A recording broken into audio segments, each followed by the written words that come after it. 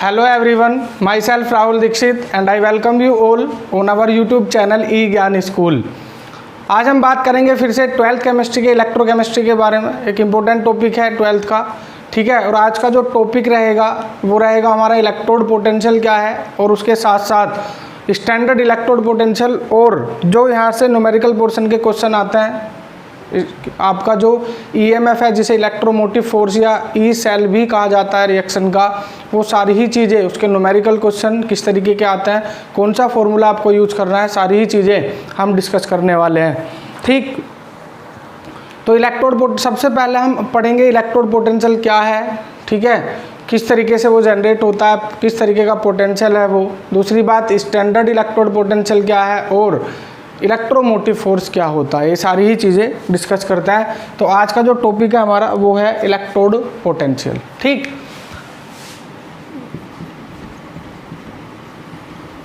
Electrode potential,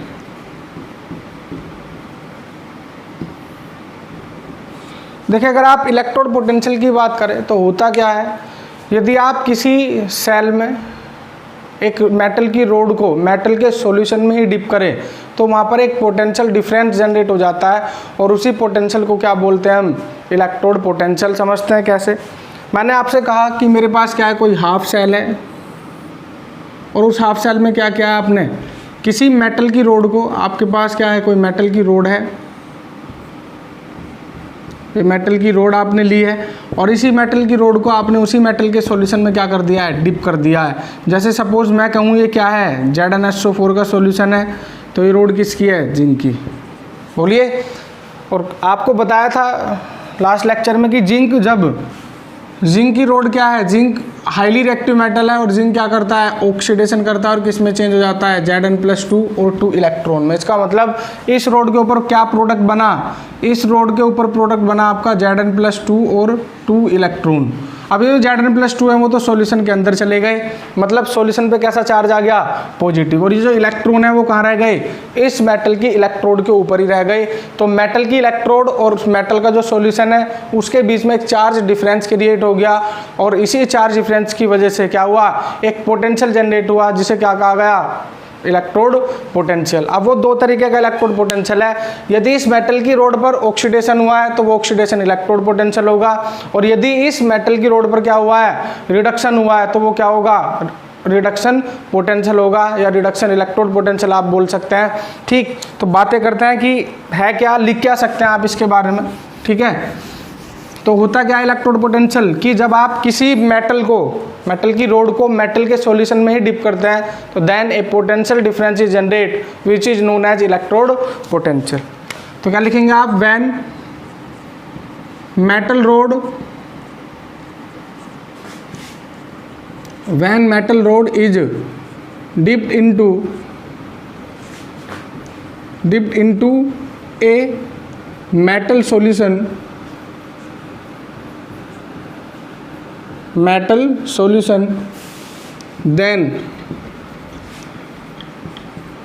a potential difference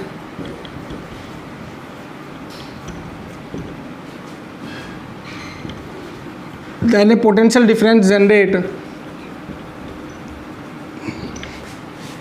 due to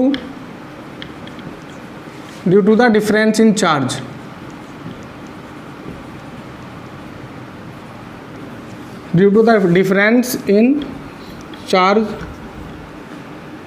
between metal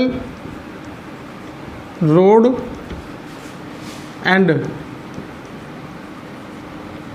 metal solution, और यही potential को क्या बोलते हैं आप, इलेक्ट्रोड पोटेंशियल। क्या लिखेंगे, this potential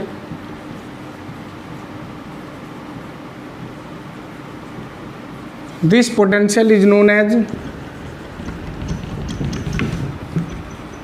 known as electrode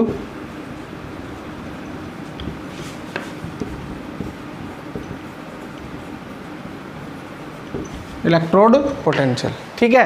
पहली बात तो ये डेफिनेशन की थी। अगर मैं बोलूँ आपसे क्या कि मैंने किसी मेटल की रोड को उसी मेटल के सॉल्यूशन में डिप करा और डिप करने के बाद हुआ क्या, वहाँ ऑक्सीडेशन हुआ, कोई मेटल की रोड थी और मैंने क्या करा, उसे मेटल के सॉल्यूशन में डिप कर दिया। ठीक है, ये मैंने ZnSO4 का सॉल्यूशन लिया। ये रोड किसकी ली मैंने, जिंक की। तो होता क्या है, जिंक की रोड पर ऑक्सीडेशन होता है। जब ऑक्सीडेशन होगा तो यहाँ क्या क्या चीज़ें बनेंगी, यहाँ पर बनेगा इस रोड के ऊपर Zn+2 और 2 इलेक्ट्रॉन। Zn+2 तो सॉल्यूशन के अंदर चले जाएंगे, इसका मतलब सॉल्यूशन पे कैसा चार्ज आ जाएगा, पॉजिटिव, बोलो। और जो इलेक्ट्रॉन है वो इस रोड के ऊपर ही रह जाएंगे, और इलेक्ट्रॉन अगर इसी रोड के ऊपर है तो इलेक्ट्रोड पर कैसा चार्ज है, माइनस, सॉल्यूशन के ऊपर कैसा चार्ज है, plus.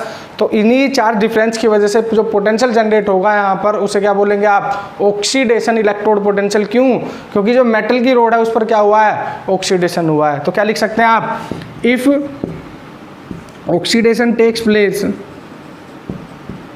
If oxidation takes place at metal rod, then the potential is known as,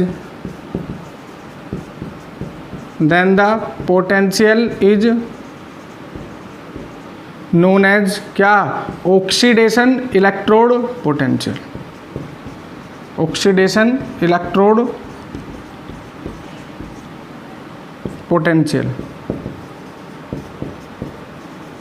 ठीक है, दूसरी बात ये है कि आप इलेक्ट्रोड पोटेंशियल को रिप्रेजेंट कैसे करते हैं, कौन से, ऑक्सीडेशन इलेक्ट्रोड पोटेंशियल को। इंपॉर्टेंट है क्योंकि पेपर में आपको रिप्रेजेंटेशन ही दिया हुआ होगा, आपको पहचानना होगा कि वो ऑक्सीडेशन पोटेंशियल की वैल्यू गिवन है या रिडक्शन पोटेंशियल की वैल्यू गिवन है। तो अगर मैं ऑक्सीडेशन पोटेंशियल की बात करूं तो ऑक्सीडेशन पोटेंशियल किस तरीके से लिखा जाता है, मेटल की इंक्रीजिंग पावर में, मतलब आप उसे इस तरीके से रिप्रेजेंट करेंगे M2M+N।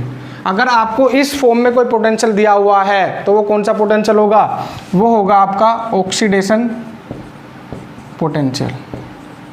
बोलिए कौन सा पोटेंशियल होगा, ऑक्सीडेशन पोटेंशियल। तो ये तो बात थी किसकी, कि जब मेटल रोड पर क्या हुआ है, ऑक्सीडेशन हुआ है, तो आपने उसे क्या बोल दिया, जनरेट होने वाले पोटेंशियल को ऑक्सीडेशन पोटेंशियल बोला आपने। लेकिन अगर मैं बात करूं रिडक्शन पोटेंशियल की, तो रिडक्शन पोटेंशियल का क्या मतलब होगा, यदि मेटल की रोड पर क्या हुआ है, रिडक्शन हुआ है, तो वहां पर जनरेट होने वाला जो पोटेंशियल होगा उसे क्या बोलेंगे आप, रिडक्शन पोटेंशियल। ठीक है, बात करते हैं उसकी भी कि रिडक्शन पोटेंशियल होगा क्या और उसको आप रिप्रेजेंट कैसे करेंगे। रिप्रेजेंटेशन इंपॉर्टेंट है। ठीक है, तो बात करते हैं इसके किसकी। मैं अगर आपसे कहूं कि if reduction takes place, if reduction takes place at क्या, metal road,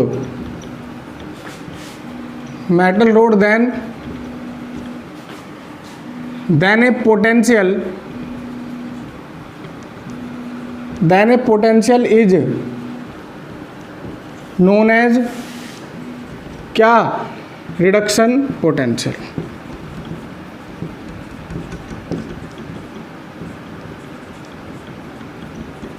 जैसे, ठीक है, देख सकते हैं हम, कोई हाफ सेल हमारे पास है। हाफ सेल बोलते किसे हैं आप, हाफ सेल का मतलब है ऐसा कोई सिस्टम जिसमें आपने कोई मेटल का सॉल्यूशन लिया हुआ है और मेटल की रोड को उसमें डिप किया हुआ है, इस टाइप के जो सिस्टम है उसे क्या बोलते हैं हम, हाफ सेल।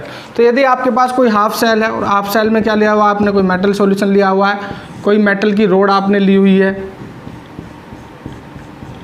ठीक, जैसे मैं कहूँ कि इसमें CuSO4 का सॉल्यूशन प्रेजेंट है, ठीक है, और ये रोड किसकी है, ये रोड है आपकी कॉपर की। तो आप जानते हैं कि जो कॉपर की रोड है उस पर क्या हुआ होता है, बोलो, उस पर होगा आपका रिडक्शन। मतलब होता क्या है यहाँ पर, इस रोड के ऊपर की जो Cu+2 है वो 2 इलेक्ट्रॉन एक्सेप्ट करता है और किस में चेंज हो जाता है, वो कॉपर में। तो अगर इस टाइप का सिस्टम हुआ है, मतलब रिडक्शन हुआ है, तो अगर रिडक्शन हुआ है तो इस हाफ सेल के अंदर जनरेट होने वाला जो पोटेंशियल होगा उसे क्या बोलेंगे आप, रिडक्शन पोटेंशियल। इसके अलावा रिडक्शन पोटेंशियल को आप रिप्रेजेंट कैसे करते हैं, ये एक इंपॉर्टेंट बात है। तो अगर आप रिडक्शन पोटेंशियल की बात करें तो रिडक्शन पोटेंशियल को रिप्रेजेंट किया जाता है m की डिक्रीजिंग पावर में, मतलब M+N2M लिखा हुआ है। तो इसका मतलब क्या है, वो रिडक्शन पोटेंशियल की वैल्यू आपको दी हुई है। क्या दी हुई है, रिडक्शन पोटेंशियल की वैल्यू आपको गिवन है।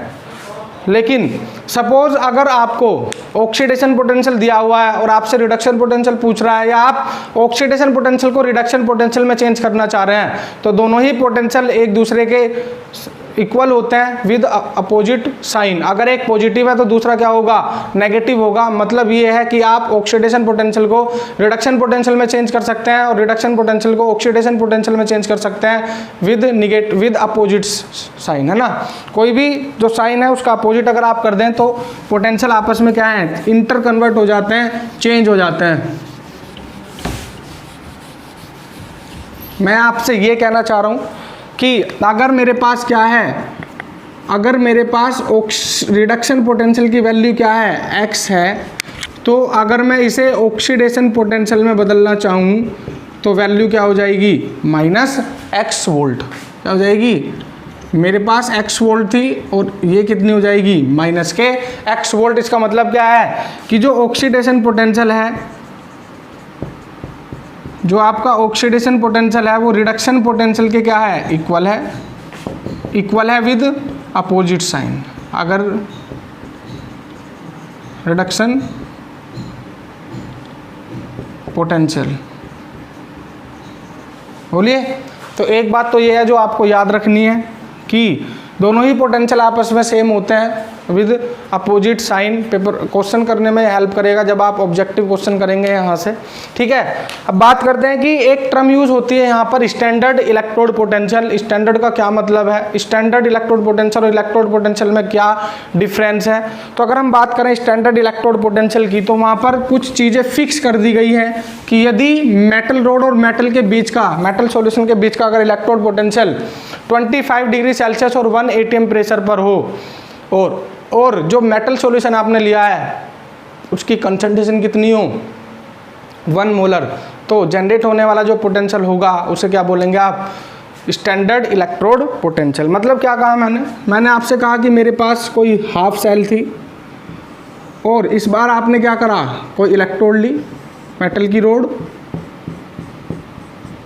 और इस मेटल की रोड को आपने उसी के सॉल्यूशन में क्या कर दिया, डिप कर दिया। मैंने कहा ये मेटल का सॉल्यूशन था मेरे पास, है ना, MsO4 मान लें आप, ठीक है। और ये मेटल की रोड थी मेरे पास, जिसे क्या मान लिया मैंने M।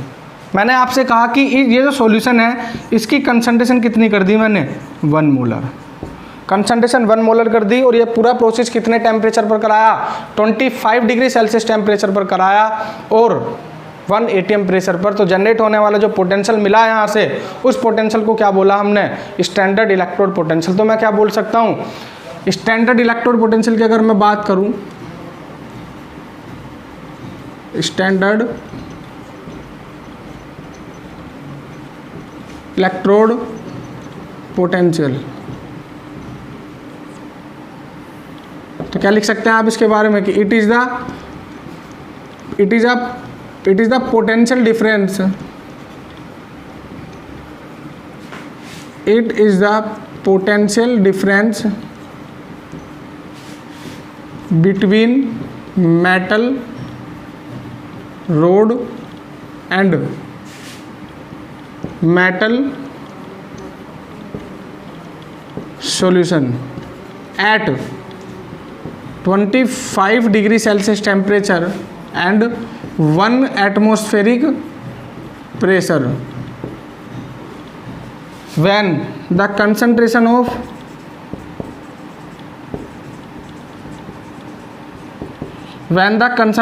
electrolytic solution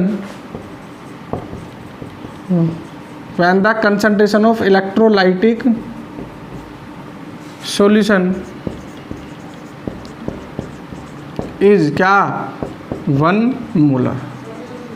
बोलिए, अगर आपने 2-3 चीज़ें फिक्स कर दी हैं, टेम्परेचर 25 डिग्री सेल्सियस फिक्स कर दिया है और इस मेटल सॉल्यूशन की कंसंट्रेशन आपने 1 मोलर फिक्स कर दी है, तो जो भी पोटेंशियल डिफरेंस जनरेट होगा मेटल रोड और मेटल सॉल्यूशन के बीच में, उसी पोटेंशियल डिफरेंस को क्या बोलेंगे आप, स्टैंडर्ड इलेक्ट्रोड पोटेंशियल। रिप्रेजेंट कैसे करते हैं, ठीक है, रिप्रेजेंटेशन का मेथड क्या है, अगर आप ये भी 2 ही टाइप का होगा, अगर ऑक्सीडेशन हुआ है तो स्टैंडर्ड ऑक्सीडेशन पोटेंशियल बोलेंगे आप, और अगर रिडक्शन हुआ है तो स्टैंडर्ड रिडक्शन पोटेंशियल कहेंगे आप किसे, अगर मेटल की रोड पर क्या हुआ है, रिडक्शन हुआ है। तो बात करते हैं उसकी कि किस तरीके से आप रिप्रेजेंटेशन करेंगे किसका, स्टैंडर्ड इलेक्ट्रोड पोटेंशियल, चाहे वो ऑक्सीडेशन वाला हो चाहे वो रिडक्शन हो,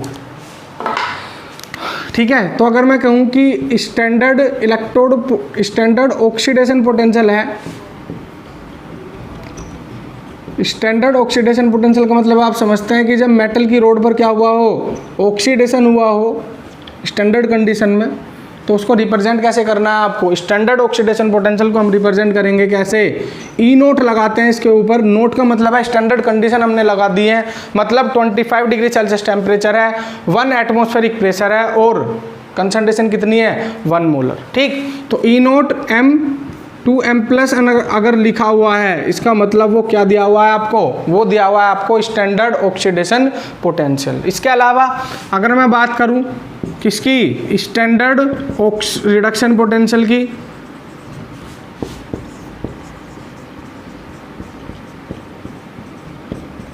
स्टैंडर्ड रिडक्शन पोटेंशियल की अगर मैं बात करूं, तो स्टैंडर्ड रिडक्शन पोटेंशियल में क्या होता है, किस तरीके से रिप्रेजेंट करेंगे आप, तो इसे रिप्रेजेंट करेंगे आप ई नोट M+N2M।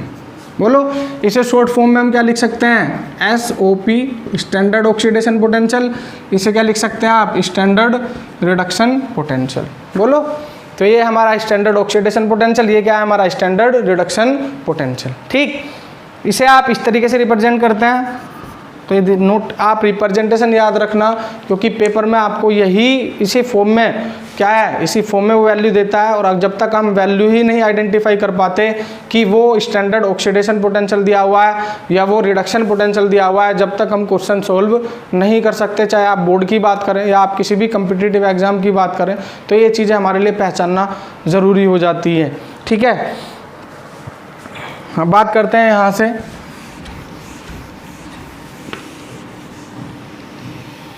सिग्निफिकेंस की। सिग्निफिकेंस ऑफ इलेक्ट्रोड पोटेंशियल क्या है।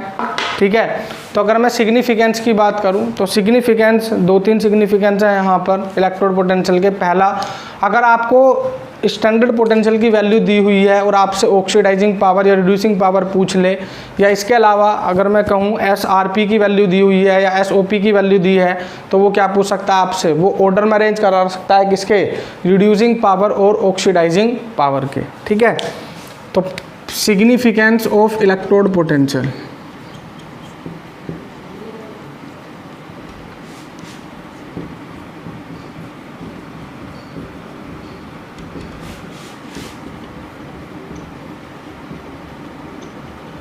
Significance of electrode potential. पहले सिग्निफिकेंस की बात करूं तो मैं ये कहूँगा कि वो मेटल जिसकी हाई SRP वैल्यू होगी, है ना, मतलब जिसका इलेक्ट्रोड पोटेंशियल की वैल्यू ज़्यादा होगी, कौन से, रिडक्शन पोटेंशियल की वैल्यू अगर ज़्यादा है, इसका मतलब क्या है कि वो ईजिली रिड्यूस हुआ है, उसका रिडक्शन बहुत जल्दी हुआ है। और अगर रिडक्शन जल्दी हुआ है तो वो क्या होगा, एक गुड ऑक्सीडाइजिंग एजेंट होगा, उसकी ऑक्सीडाइजिंग पावर क्या होगी, ज़्यादा। मैंने बोला आपसे कि the metal which have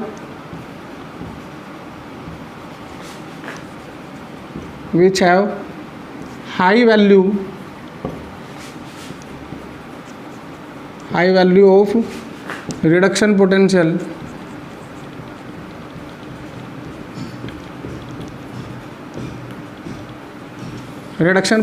it means it can easily reduced and better oxidizing agent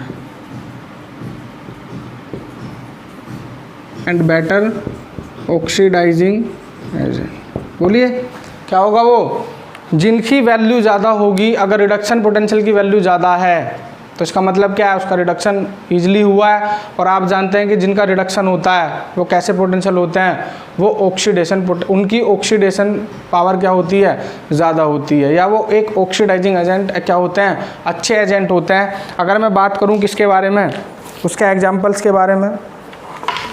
ठीक है, तो देखते हैं उसका एग्जाम्पल क्या क्या हो सकते हैं।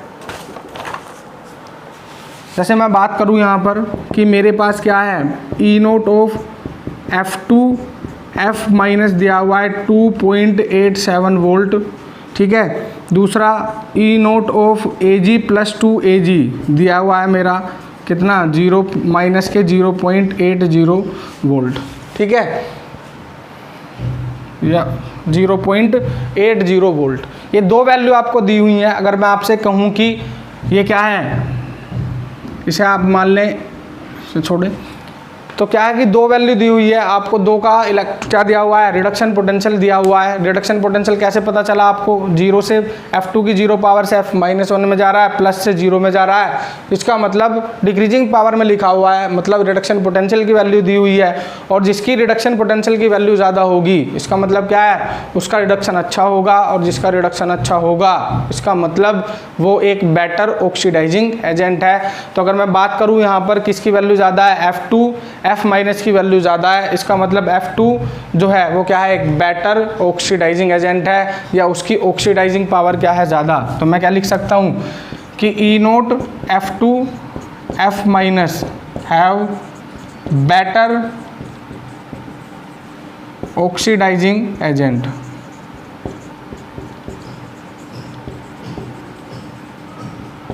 Better oxidising agent. तो ये पहली बात थी कि अगर आपकी रिडक्शन पोटेंशियल की वैल्यू ज़्यादा है, जिसके लिए भी ज़्यादा होगी उसका रिडक्शन अच्छा होगा, और जिसका रिडक्शन अच्छा होगा वो एक बेटर ऑक्सीडाइजिंग एजेंट होगा, या उसकी ऑक्सीडाइजिंग पावर क्या होगी, ज़्यादा होगी। ठीक है। दूसरी बात अगर मैं कहूँ यहाँ, एक मिनट रुकना, दूसरी बात अगर ये है कि अगर आपको ऑक्सीडेशन पोटेंशियल की वैल्यू दी हुई है, किसकी वैल्यू दी हुई है आपको, अगर आपको ऑक्सीडेशन पोटेंशियल की वैल्यू दी हुई है तो आपसे क्या करेगा, अगर ऑक्सीडेशन पोटेंशियल की वैल्यू दी है इसका मतलब जिसके लिए ऑक्सीडेशन पोटेंशियल ज़्यादा होगा उसका ऑक्सीडेशन अच्छा होगा, और वो एक बेटर क्या होगा, रिड्यूसिंग एजेंट होगा। तो बात करते हैं उसी की दूसरी, कि द एलिमेंट, जिस एलिमेंट का है मेटल का, the element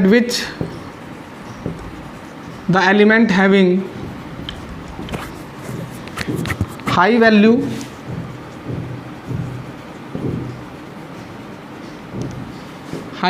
of oxidation potential,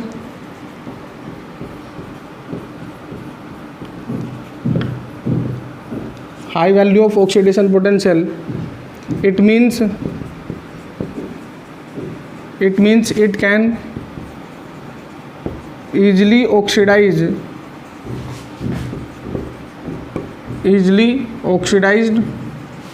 and easily oxide होगा, और क्या होगा, एक better reducing agent.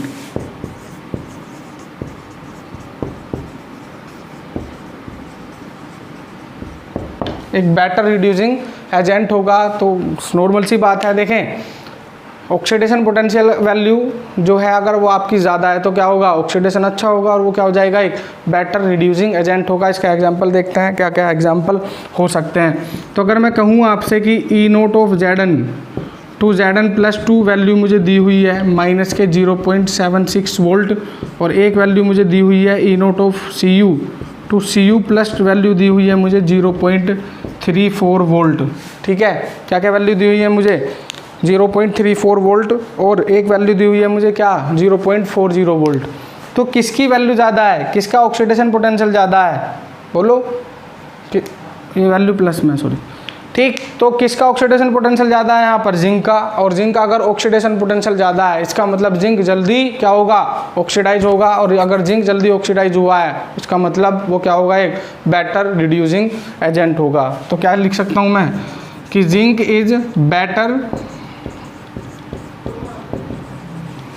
Is better reducing agent. तो आप ध्यान रखना कि अगर आपको ऑक्सीडेशन पोटेंशियल वैल्यू दी हुई है या रिडक्शन पोटेंशियल वैल्यू दी हुई है तो इस टाइप के क्वेश्चन वो 1 मार्क्स में पूछ लेता है। अब दूसरी बात अगर मैं कहूँ कि देखें होता क्या है कि अगर आपको रिडक्शन पोटेंशियल वैल्यू दी हुई है तो वो करता क्या है, वो ऑक्सीडाइजिंग पावर पूछता है। सपोज अगर आपको ऑक्सीडेशन पोटेंशियल वैल्यू दी हुई है तो वो रिड्यूसिंग पावर पूछता है, लेकिन कभी कभी वो बदतमीजी कर देता है, आपको रिडक्शन पोटेंशियल देगा और क्या पूछ लेगा, रिड्यूसिंग पावर पूछ लेगा। क्या आप रिडक्शन पोटेंशियल से रिड्यूसिंग पावर बता सकते हैं? नहीं। हम करते क्या है, देखें समझाना चाहता हूँ मैं आपको कुछ, ये बदतमीजी वो एग्ज़ाम में करता है आपसे, थोड़ा बहुत चेंज करता है क्वेश्चन को, क्योंकि बिल्कुल अगर लाइन टू लाइन देगा तो इजी बन जाता है क्वेश्चन। मैंने कहा आपसे क्या कि अगर उसने ऑक्सीडेशन पोटेंशियल दिया हुआ है, अगर उसने ऑक्सीडेशन पोटेंशियल दिया हुआ है तो वो कौन सी पावर पूछता है, वो रिड्यूसिंग पावर पूछता है, रिड्यूसिंग एजेंट की पावर पूछता है कि कौन सा एजेंट इसमें अच्छा होगा। इसके अलावा अगर मैं कहूँ कि मुझे रिडक्शन पोटेंशियल दिया हुआ है तो वो कौन सी पावर पूछता है, वो ऑक्सीडाइजिंग नेचर या ऑक्सीडाइजिंग एजेंट या ऑक्सीडाइजिंग पावर के बारे में ही पूछेगा। लेकिन कभी कभी करता क्या है, वो रिडक्शन पोटेंशियल दे देगा और क्या पूछ लेगा, वो रिड्यूसिंग पावर पूछ लेगा। तो करना क्या पड़ेगा आपको, रिडक्शन पोटेंशियल से आप रिड्यूसिंग पावर नहीं बताते, ठीक है, तो क्या करेंगे आप रिडक्शन पोटेंशियल को ऑक्सीडेशन पोटेंशियल में चेंज कर लेंगे, तब जाके क्या करेंगे आप उनकी रिड्यूसिंग पावर का जो ऑर्डर है या जो कंपैरिजन वो कराना चाह रहा है वो कंपैरिजन आप करेंगे, ठीक है। तो ये बातें ध्यान रखना, ऑक्सीडेशन पोटेंशियल है तो रिड्यूसिंग पावर आप बताते हैं, अगर रिडक्शन पोटेंशियल दिया हुआ है तो ऑक्सीडाइजिंग आप पावर बताते हैं। बाई चांस रिड्यूसिंग पावर देके उसने रिड्यूसिंग एजेंट के बारे में ही पूछ लिया तो क्या करेंगे आप रिडक्शन पोटेंशियल को ऑक्सीडेशन पोटेंशियल में चेंज कर लेंगे, ये है ना, और फिर क्या बताएंगे आप उसकी रिड्यूसिंग पावर। लेकिन सपोज अगर आपको ऑक्सीडेशन पोटेंशियल देके ऑक्सीडाइजिंग पावर पूछ ली तो क्या करेंगे आप ऑक्सीडेशन पोटेंशियल को रिडक्शन पोटेंशियल में चेंज कर लेंगे, और चेंज करने का मेथड क्या है, दोनों ही आपस में इक्वल होते हैं विद अपोजिट साइन, ठीक है। अगर आपका ऑक्सीडेशन पोटेंशियल प्लस में दिया हुआ है तो रिडक्शन पोटेंशियल क्या हो जाएगा, माइनस में, ठीक है। तो ये बातें ध्यान रखना। इस टाइप का क्वेश्चन बहुत बार पूछा भी गया है एग्जाम में 1 मार्क्स में, और आपकी एनसीईआरटी में भी ये क्वेश्चन दिया हुआ है।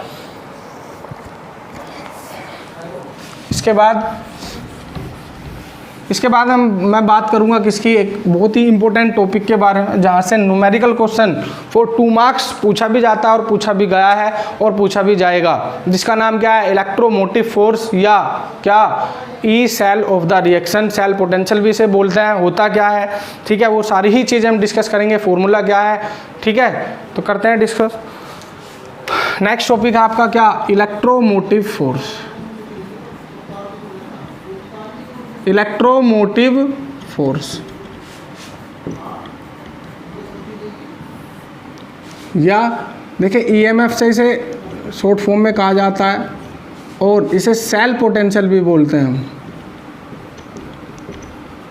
क्या बोलते हैं इसे, सेल पोटेंशियल, बोलिए। तो ये बोला जाता है कि ईएमएफ जनरली वो मैक्सिमम वोल्टेज है जो इलेक्ट्रॉन के मूवमेंट के लिए क्या है, रेस्पॉन्सिबल। इलेक्ट्रॉन का मूवमेंट एक इलेक्ट्रोड से दूसरी इलेक्ट्रोड की तरफ होता है, उसी के मूवमेंट के लिए जो वोल्टेज रेस्पॉन्सिबल होगा that voltage is known as क्या, इलेक्ट्रोड ईएमएफ, मतलब इलेक्ट्रोमोटिव फोर्स। या दूसरा अगर मैं कहूँ, 2 डेफिनेशन हम इसकी यूज करते हैं कि ये क्या है कि जनरली वो पोटेंशियल डिफरेंस है मेटल और किसके बीच में, मेटल रोड्स के बीच में का कब का पोटेंशियल डिफरेंस है, जब आपकी सेल क्या वर्किंग में ना हो, ठीक है। तो देखें क्या क्या चीज़ें हम इसके बारे में लिख सकते हैं इलेक्ट्रोमोटिव फोर्स के बारे में।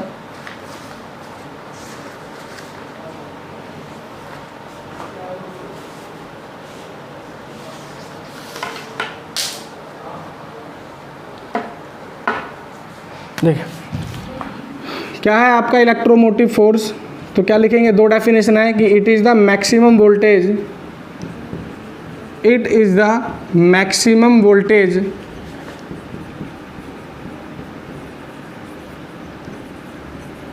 which is responsible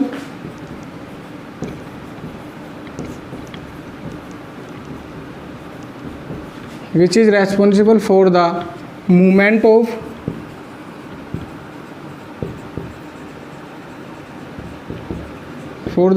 of electron, जो इलेक्ट्रॉन के मूवमेंट के लिए क्या हो, रेस्पॉन्सिबल हो। दूसरा अगर मैं आपसे बोलूँ इसकी दूसरी डेफिनेशन कि क्या लिख सकते हैं आप, it is the potential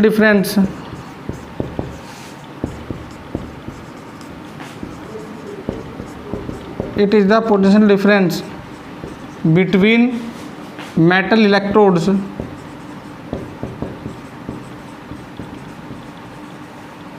when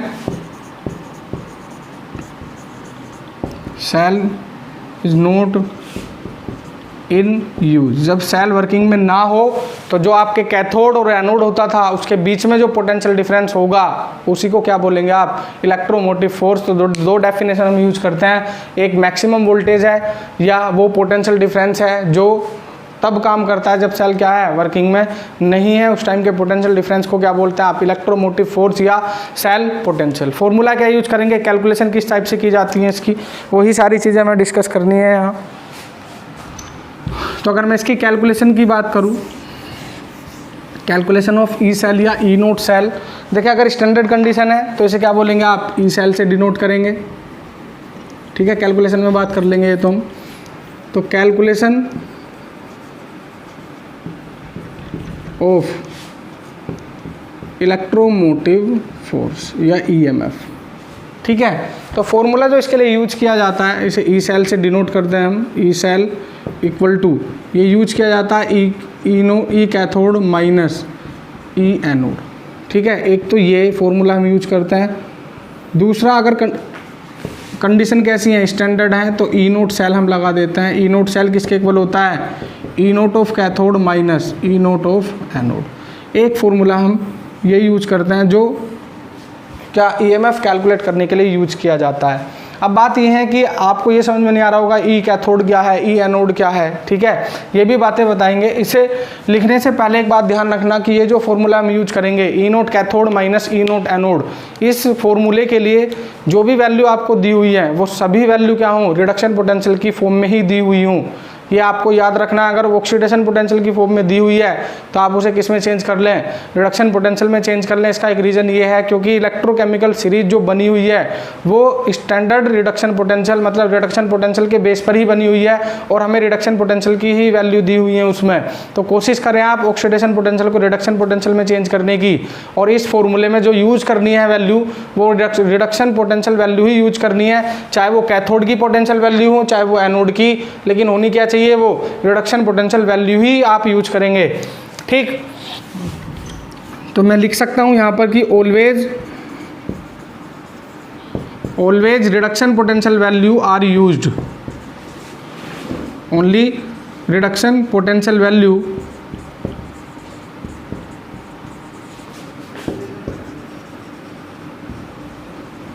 are used. ठीक, इस फॉर्मूले में जो हम यूज करेंगे वो रिडक्शन पोटेंशियल वैल्यू हमें यूज करनी है। ठीक है, दूसरी बात ये है कि अगर आपको ऑक्सीडेशन पोटेंशियल दिया हुआ है तो आप किस तरीके से चेंज करेंगे, तो मैंने पहले भी बताया है कि अगर ऑक्सीडेशन पोटेंशियल दिया हुआ है तो साइन चेंज कर दें आप। ठीक है, तो क्या किस में चेंज हो जाएगा, वो रिडक्शन पोटेंशियल में चेंज हो जाएगा। इसके कुछ क्वेश्चन करते हैं तो सारी चीज़ें आपको क्लियर हो जाएंगी कि क्या क्या चीज़ें क्या होती हैं। दूसरी बात, जो ई कैथोड या ई एनोड का मतलब है वो ये है कि जिसका जब सेल रिप्रेजेंटेशन हमें दिया जाएगा तो उस सेल में जिसका क्या हुआ है, रिडक्शन हुआ है। जैसे सपोज आपको मैं रिप्रेजेंटेशन दिया किसी सेल का, जिंक Zn से Zn+2 और Cu+2 से क्या Cu, तो इस सेल रिप्रेजेंटेशन में रिडक्शन किसका हुआ है, कॉपर का, ऑक्सीडेशन किसका हुआ है, जिंक का। तो जो कॉपर की वैल्यू होंगी ना, क्योंकि हम जानते हैं कि कैथोड पर क्या होता है, रिडक्शन, और रिडक्शन किसका हुआ है, कॉपर का, मतलब जो कॉपर की वैल्यू होंगी वो ई कैथोड की वैल्यू होंगी, और जो ऑक्सीडेशन वाली वैल्यू होंगी, ऑक्सीडेशन किस पे होता है, एनोड पर, वो किसकी वैल्यू होंगी, ई ए की। ठीक है, ये आपको ध्यान रखना है कि सेल रिप्रेजेंटेशन में ऑक्सीडेशन किसका हुआ है, रिडक्शन किसका हुआ है, जिसका रिडक्शन होगा उसकी वैल्यू ई कैथोड होगी, और जिसका ऑक्सीडेशन हुआ है उसकी वैल्यू क्या होगी, ई एनोड होगी। बोलो, ठीक है। अब देखते हैं इसके कुछ न्यूमेरिकल क्वेश्चन जो पूछे जाते हैं, और लास्ट ईयर बोर्ड में भी यहाँ से क्वेश्चन पूछा गया है, 2019 में भी क्वेश्चन यहाँ से आया है। वो क्वेश्चन क्या था, पहले उसी क्वेश्चन को डिस्कस कर लेते हैं हम। ठीक है, बोर्ड में क्वेश्चन आया हुआ था आपका इसी बार,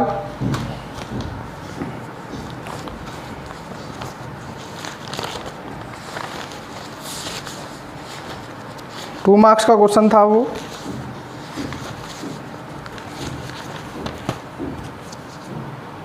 एक मिनट रुकिए।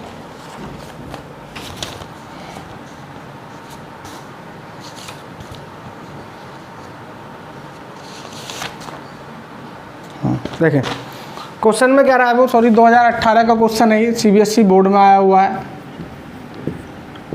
2018 में आया था ये, है ना। इसके साथ और भी चीज़ें पूछी थी उसने, और भी चीज़ें बाद में डिस्कस कर लेंगे हम। ठीक है, वो कह रहा है कि calculate E cell of the reaction, calculate E cell of the reaction. क्या क्या डाटा उसने दिया हुआ है, वो कह रहा है कि मेरे पास जो रिएक्शन है वो है Cd+2 से प्लस Zn, और इधर बन रहा है आपका कैडमियम, और इधर बन रहा है आपका Zn+2।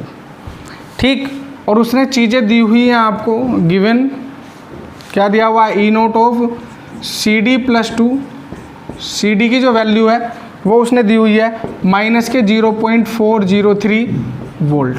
ठीक, इसके अलावा ई नोट की जो वैल्यू है दूसरी वो दी हुई है Zn+2, Zn वो दी हुई है उसने माइनस के 0.763 वोल्ट।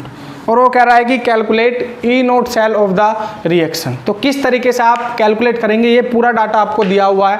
तो देखें, सबसे पहली बात कि जो वैल्यू आपको दी हुई है, ये वाली वैल्यू देखें कैडमियम की किस फॉर्म में दी हुई है, +2 से 0 में जा रहा है, +2 से 0 में जा रहा है, मतलब रिडक्शन पोटेंशियल वैल्यू ही आपको दी हुई है, आपको कोई भी चेंज करने की जरूरत नहीं है। ठीक है, दूसरी बात, फॉर्मूला क्या यूज करते हैं आप ई नोट सेल निकालने के लिए या ईएमएफ निकालने के लिए, वो फॉर्मूला होता है हमारा ई note cathode minus E note anode. Cathode वाली वैल्यू किसकी होंगी, जिसका सेल में, जिसका रिएक्शन के अंदर क्या हो रहा होगा, रिडक्शन हुआ होगा, और एनोड की वैल्यू वो होंगी जिसका रिएक्शन के अंदर क्या हो रहा होगा, ऑक्सीडेशन। तो रिडक्शन किसका हुआ है, कैडमियम +2 से 0 में चला गया है, इसका मतलब कैडमियम की जो वैल्यू है वो किसकी वैल्यू है, ई नोट कैथोड की वैल्यू है, पुट कर सकते हैं हम, कितनी है, माइनस के 0.403। ठीक है, इसके अलावा ई नोट एनोड वाली वैल्यू कौन सी होंगी, जिसका ऑक्सीडेशन हुआ है, तो किसका हुआ है, Zn से Zn+2 में चला गया है, तो जो जिंक की वैल्यू होंगी वो क्या होंगी आपकी, वो ऑक्सीडेशन पोटेंशियल वैल्यू होगी। ठीक है, तो अगर हम माइनस करें यहाँ पर तो आ जाएगा 0.360 वोल्ट, ये क्या आ गया आपका ई नोट सेल। ठीक है, तो इस तरीके से क्या करना है आपको, जो भी वैल्यू दी हुई है उन वैल्यू को ठीक से देखना है कि वो ऑक्सीडेशन पोटेंशियल दिया हुआ है या वो रिडक्शन पोटेंशियल दिया हुआ है, वही चीज़ें आपको ध्यान रखें, जो भी आपका ईएमएफ कैलकुलेट कराना चाह रहा है वो क्वेश्चन आपको करने हैं। ठीक है, इसके अलावा इसमें कुछ चीज़ें भी पूछता है, वो मर्ज करता है क्वेश्चन। ठीक है, वो पूछता है यहाँ पर ΔG, मतलब कि रिएक्शन फिजिबल होगी स्पॉन्टेनियस, 2-3 चीज़ों की टर्म में पूछता है वो, कि रिएक्शन फिजिबल है या रिएक्शन स्पॉन्टेनियस है। ठीक है, इस टाइप की चीज़ें वो डिस्कस करता है। ठीक है, बात करते हैं उसकी भी। तो क्वेश्चन इसी टाइप के पूछे जाते हैं ईएमएफ पे, कुछ ज़्यादा हार्ड टॉपिक नहीं है, लेकिन हर बार यहाँ से कोई ना कोई क्वेश्चन पूछा जाता है पेपर में। 1-2 क्वेश्चन और डिस्कस कर लेते हैं इसके।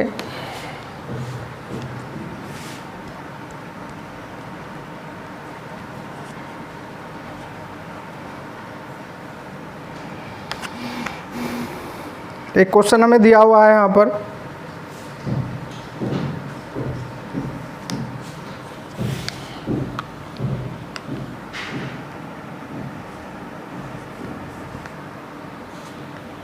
ठीक है, सेल रिप्रेजेंटेशन दिया हुआ है उसने क्वेश्चन में, सेल दी हुई है उसने Ni से, क्वेश्चन दिया हुआ है हमें Ni+2।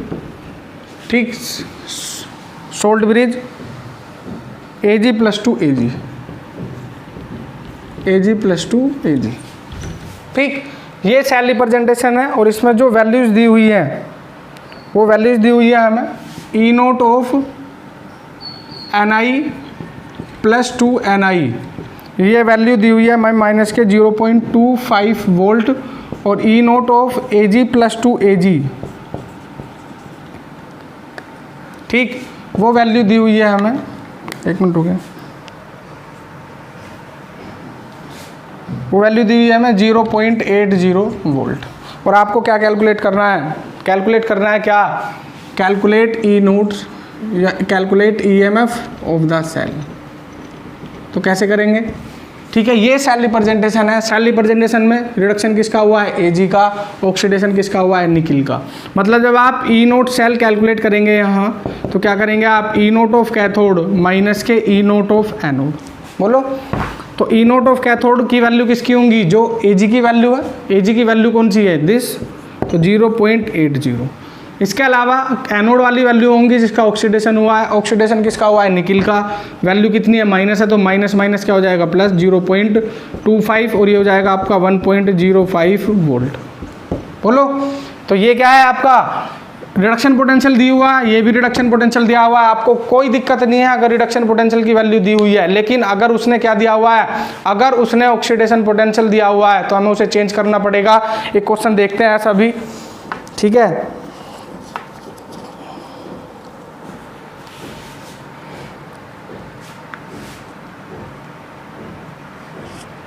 एक क्वेश्चन हमारे पास ऐसा भी है,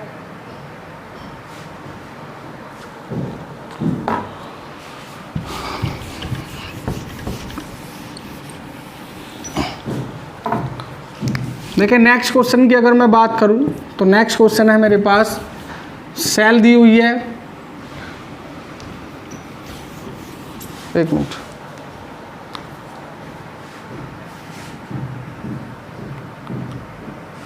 सेल दी हुई है उसने हमें Zn से Zn+2, Zn से Zn+2 और Pb+2 से क्या Pb।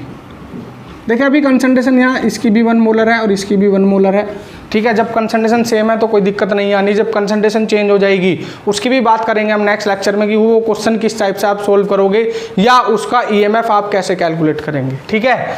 तो बात करते हैं इसके ईएमएफ की। उसने क्या क्या चीज़ें दी हुई है, उसने दिया हुआ है Zn+2 Zn, ये वैल्यू दी हुई है उसने माइनस के 0.76 वोल्ट, ठीक है। उसने दिया हुआ है E0 of Pb to Pb+2, ये वैल्यू दी हुई है माइनस के 0.13 वोल्ट, और वो कह रहा है कि calculate EMF of the cell.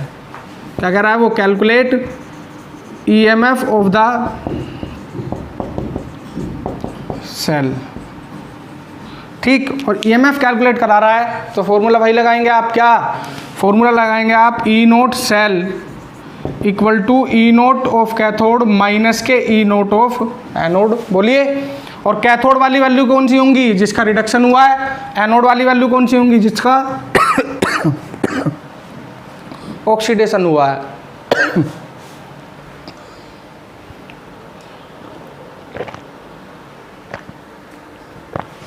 ठीक, तो होगा क्या है यहाँ पर? सबसे पहले ही देखें कि जो वैल्यू दी हुई है क्या वो रिडक्शन पोटेंशियल में दी हुई है। इसकी बात करें तो +2 से 0 में है, मतलब रिडक्शन पोटेंशियल दिया हुआ है, लेकिन ये 0 पावर से +2 में है, मतलब ये ऑक्सीडेशन पोटेंशियल दिया हुआ है। और अगर ये ऑक्सीडेशन पोटेंशियल दिया हुआ है तो आप इसे किस में चेंज करेंगे? आप इसे रिडक्शन पोटेंशियल में चेंज करेंगे। चेंज कैसे करेंगे? रिप्रेजेंटेशन कैसा हो जाएगा? फिर Pb+2 से Pb में चला जाएगा। और अगर ये माइनस है ऑक्सीडेशन पोटेंशियल तो रिडक्शन पोटेंशियल क्या हो जाएगा? प्लस। बोलो, अपोजिट साइन ही तो हो जाता है जब आप ऑक्सीडेशन पोटेंशियल को किस में चेंज करते हैं? रिडक्शन पोटेंशियल में, ठीक है। तो E0 कैथोड क्या है आपका? E0 कैथोड वाली वैल्यू Pb की होंगी, कितनी है? 0.13 वोल्ट। एनोड वाली वैल्यू कौन सी होंगी? जो ऑक्सीडेशन वाली है, मतलब जिंक की, कितनी है? माइनस है, तो माइनस माइनस प्लस हो जाएगा। कितना जाएगा? 0.89 वोल्ट। कितना जाएगा आपका ये? 0.89 वोल्ट। तो इस तरीके के क्वेश्चन ही E0 सेल के पूछता है। फॉर्मूला यही यूज करना है आपको कि माइनस वाला फॉर्मूला जो है हमारा E0 cathode minus E0 anode, इस वाले फॉर्मूले के लिए आपकी दोनों ही वैल्यू क्या होनी चाहिए? आपकी दोनों ही वैल्यू रिडक्शन पोटेंशियल की फॉर्म में होनी चाहिए। अगर वो रिडक्शन पोटेंशियल की फॉर्म में नहीं दी हुई है, ऑक्सीडेशन पोटेंशियल गिवन है आपको, तो आप क्या करना है? आपको ऑक्सीडेशन पोटेंशियल को किस में चेंज करना है? आपको ऑक्सीडेशन पोटेंशियल को रिडक्शन पोटेंशियल में चेंज करना है, ठीक है। तो ये बात थी किसकी? इलेक्ट्रोड पोटेंशियल की। दूसरी बात स्टैंडर्ड इलेक्ट्रोड पोटेंशियल। तीसरी बात ईएमएफ ऑफ द सेल या सेल पोटेंशियल कैसे कैलकुलेट करते हैं, क्वेश्चन किस टाइप से हैंडल किए जाते हैं इस टॉपिक के। और एक बहुत ही इंपॉर्टेंट टॉपिक है ये, क्योंकि पेपर में हर बार किसी ना किसी फॉर्म में प्रेजेंट रहता है, क्योंकि इस कैलकुलेशन ऑफ ईएमएफ के बिना इलेक्ट्रोकेमिकल सेल का जो टॉपिक था, जो इलेक्ट्रोकेमिकल सेल थी, उसमें कुछ भी नहीं पूछा जाता। क्योंकि अगर वो कोई भी एप्लीकेशन पूछे ई सेल की, बहुत सारी एप्लीकेशन हम पढ़ेंगे आगे, ठीक है, कि गिब्स फ्री एनर्जी कैसे बताते हैं आप, किसी रिएक्शन का स्पॉन्टेनियस होना या ना होना किस बेस पर करते हैं, ठीक है, वो सारी ही चीज़ें आप डिस्कस कर लेंगे। इसके अलावा अगर मैं बात करूं आगे कि अगर मुझे ई सेल पता है और मेरे से रिएक्शन की फिजिबिलिटी पूछी है या रिएक्शन का नेचर पूछा है कि वो रिएक्शन स्पॉन्टेनियस होगी या वो रिएक्शन नॉन स्पॉन्टेनियस होगी, तो उसकी मैं बात करता हूं आपसे, ठीक है। तो हेडिंग है आपकी, नेक्स्ट टॉपिक है स्पॉन्टेनिटी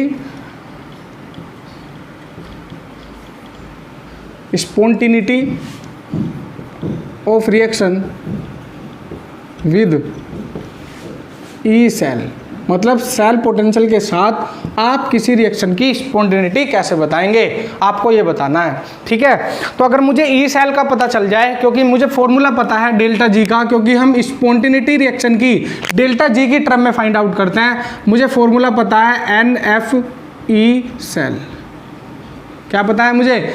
फॉर्मूला पता है डेल्टा जी का, minus N F E cell. N क्या है? नंबर ऑफ इलेक्ट्रॉन, एफ क्या है? फैराडे कांस्टेंट, ठीक है, जिसकी वैल्यू क्या होती है? 96,500 कूलम्ब पर मोल। और ई सेल क्या है? जो अभी आपको बताया है। तो अगर देखें एन की वैल्यू की बात करें तो एन क्या है? एक कांस्टेंट वैल्यू है, 2 होगी, 3 होगी, कभी 0 तो होगी नहीं, ठीक है, ना निगेटिव होगी। एफ की बात करें तो फैराडे कांस्टेंट की वैल्यू भी क्या है? फिक्स है, 96,500 है। तो अगर मैं बोलूँ आपसे कि डेल्टा जी निगेटिव कब होगा, देखिए निगेटिव साइन यहाँ पहले से लगा हुआ है, एन कभी चेंज होगा नहीं, एन की वैल्यू कभी निगेटिव नहीं होगी, एफ की वैल्यू कभी निगेटिव नहीं होगी। तो डेल्टा जी की वैल्यू निगेटिव कब होगी? जब ई सेल क्या होगा आपका? पॉजिटिव होगा, क्योंकि ई सेल पॉजिटिव होगा तभी ये निगेटिव साइन मेंटेन रहेगा। अदरवाइज ई सेल अगर आपका निगेटिव हो गया तो डेल्टा जी की वैल्यू क्या हो जाएगी? पॉजिटिव। और अगर डेल्टा जी पॉजिटिव हुआ है तो रिएक्शन क्या है? फिर स्पॉन्टेनियस है। तो डेल्टा जी अगर निगेटिव है, हम जानते हैं कि वो कब, इस कंडीशन के अकॉर्डिंग डेल्टा जी निगेटिव कब होगा? जब ई सेल की वैल्यू क्या होगी? पॉजिटिव होगी, मतलब 0 से बड़ी होगी, तभी जाकर क्या होगी? जो रिएक्शन है वो क्या होगी? स्पॉन्टेनियस होगी। तभी रिएक्शन क्या होगी? स्पॉन्टेनियस। बोलिए। और कभी कभी वो फीजिबल फॉर्म में पूछ लेता है, फीजिबल है या नहीं है, तो भी क्या होगी? फीजिबल होगी अगर डेल्टा जी क्या आता है? नेगेटिव। अगर मैं बात करूं आपसे सेकंड कंडीशन की, कि अगर डेल्टा जी की वैल्यू क्या है? पॉजिटिव है, ठीक है, अगर डेल्टा जी की वैल्यू पॉजिटिव है वो कब होगी? वो तब होगी जब ई सेल आपका क्या होगा? ई सेल आपका निगेटिव हो जाए, तो निगेटिव ये, निगेटिव यहाँ, तो क्या होगा? अगर ई सेल आपका निगेटिव है तो उस कंडीशन में डेल्टा जी पॉजिटिव हो जाएगा, और ई सेल अगर निगेटिव है तो रिएक्शन क्या होगी? नॉन स्पॉन्टेनियस होगी और नॉन फीजिबल होगी। रिएक्शन नॉन स्पॉन्टेनियस होगी और क्या होगी? Non feasible. तो ये चीज़ें भी पूछ लेता है वो, डिफरेंट तरीके से पूछ लेता है, ठीक है। तो ये क्या था हमारा? ई सेल के साथ अगर आपको किसी रिएक्शन की क्या बतानी है? स्पॉन्टेनिटी बतानी है, तो हम इस फॉर्म में बता सकते हैं। एक क्वेश्चन मेरे पास है, उसमें कुछ चीज़ें उसने पूछी हैं।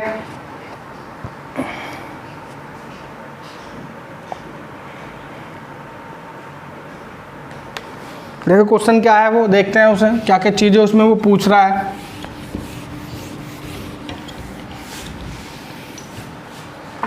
उसने कहा है कि मेरे पास कोई रिएक्शन है, और वो रिएक्शन है मेरी, रिएक्शन है MnO4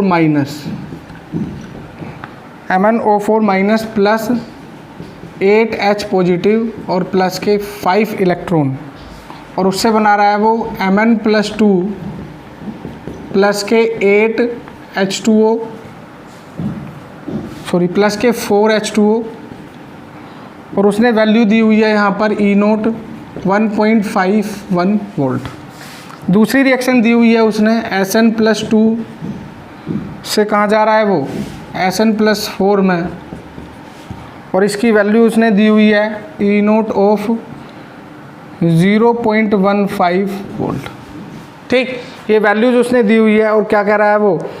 एक कह रहा है वो construct a redox reaction, construct a redox reaction and this reaction is feasible or not, this reaction is feasible or not। Feasibility पूछ रहा है, तो फिजिबिलिटी किसकी टर्म में बताते हैं आप? डेल्टा जी की टर्म में ही बताएंगे फिजिबल होगा या नहीं होगा। तो एक क्वेश्चन है मेरे पास, एक रिएक्शन ये है, एक रिएक्शन ये है। एक तो वो रिडॉक्स रिएक्शन कंस्ट्रक्ट कराना चाह रहा है, ठीक है। देखें Sn+2 Sn+4 में चला गया है, मतलब ये इसका क्या हुआ है? ऑक्सीडेशन हुआ है। अगर आप यहाँ पर देखें, यहाँ पर क्या हुआ है? MnO4 माइनस में जब हम Mn की ऑक्सीडेशन स्टेट निकालते हैं, MnO4 माइनस में अगर आप Mn की ऑक्सीडेशन स्टेट निकालें तो कितनी होगी? जिसकी ऑक्सीडेशन स्टेट निकालते हैं आप उसे x मानते हैं। एक ऑक्सीजन की कितनी है? -2, 4 की क्या होगी? -8, और जो यहाँ होता है उसे कहाँ लेते हैं आप? इक्वल में। तो x इक्वल टू कितना आ जाएगा? +7। इसका मतलब Mn यहाँ +7 में था और +7 से कहाँ चला गया है +2 में, मतलब ये रिडक्शन वाली इक्वेशन है, ये ऑक्सीडेशन वाली इक्वेशन है। अगर आप इन दोनों को क्या कर दें, ऐड कर दें, क्योंकि आप जानते हैं रिडॉक्स रिएक्शन का मतलब क्या है, वो रिएक्शन जिसमें रिडक्शन भी हो रहा हो, ऑक्सीडेशन भी हो रहा हो। यहाँ पर दोनों रिएक्शन अलग अलग है, हमें इन दोनों रिएक्शन को क्या करना है, ऐड करके लिखना है। देखें किस तरीके से लिखेंगे, मतलब रिडॉक्स रिएक्शन कंस्ट्रक्ट किस तरीके से करेंगे। तो पहली रिएक्शन क्या है हमारी, पहले उसे लिखें आप। रिएक्शन क्या है, MnO4 माइनस, ये सॉल्यूशन है इसका, ठीक है। MnO4 माइनस प्लस के 8H पॉजिटिव है, 5 इलेक्ट्रॉन है, ठीक। इधर क्या बन रहा है, Mn+2 है, प्लस क्या है इधर 4H2O है, ठीक है। तो सबसे पहले क्या करेंगे आप, ये रिएक्शन है आपके पास। दूसरी क्या रिएक्शन है, दूसरी रिएक्शन है मेरे पास Sn+2 है और उससे क्या बन रहा है, Sn+4 बन रहा है। और कब बनेगा, जब वो 2 इलेक्ट्रॉन क्या है, यहाँ 2 इलेक्ट्रॉन भी हैं, 2 इलेक्ट्रॉन क्या है, बाहर निकलेंगे।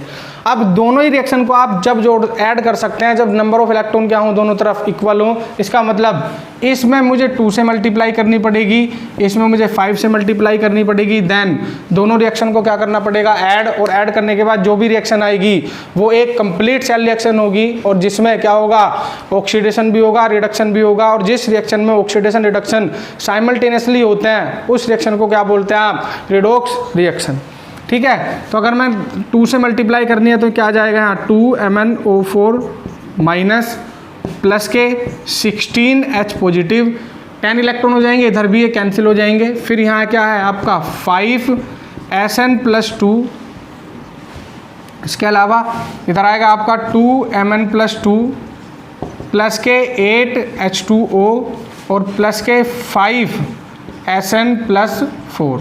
तो ये कंप्लीट सेल रिएक्शन होगी आपकी। और इस रिएक्शन में हुआ क्या है, Mn+7 से कहाँ चला गया है, +2 में, और Sn+2 से कहाँ चला गया है, +4 में। और दोनों ही रिएक्शन ऑक्सीडेशन रिएक्शन एक ही रिएक्शन में है। इसका मतलब ये रिडॉक्स रिएक्शन है जो वो कंस्ट्रक्ट कराना चाह रहा था, ये वो है। दूसरी बात उसने क्या पूछी है इस रिएक्शन में, दूसरी बात उसने पूछी है कि क्या ये रिएक्शन फिजिबल होगी या ये नहीं होगी। वो किसकी हेल्प से बताएंगे आप, सबसे पहले आप उसका E0 सेल कैलकुलेट करें।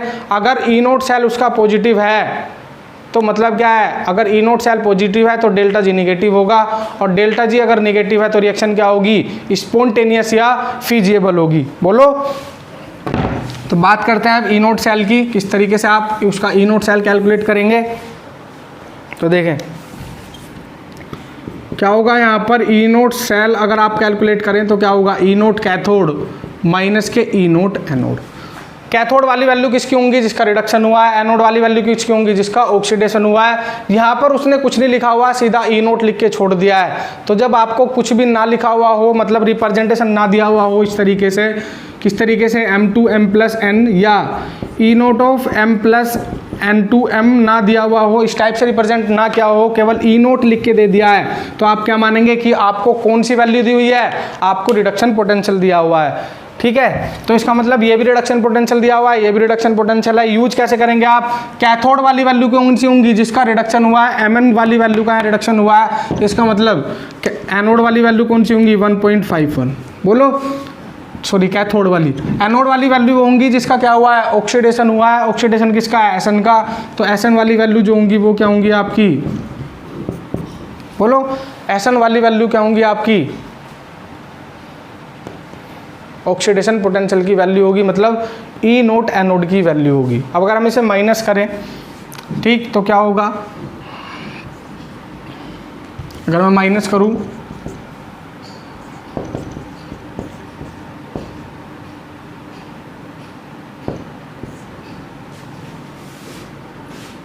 तो क्या जाएगा, 1.36 वोल्ट। तो क्या है आपका, E0 सेल क्या आ गया आपका, पॉजिटिव आ गया। अगर E0 सेल अगर पॉजिटिव आया है, इसका मतलब उसका डेल्टा जी क्या होगा, डेल्टा जी क्या होगा उसका निकाल भी सकते हैं -NFE की हेल्प से आप। तो कैसे निकालेंगे आप, N कितने, नंबर ऑफ इलेक्ट्रॉन कितने यूज हुए थे 10, F कितना है 96,500 और E0 सेल कितना है आपका 1.36, ठीक है।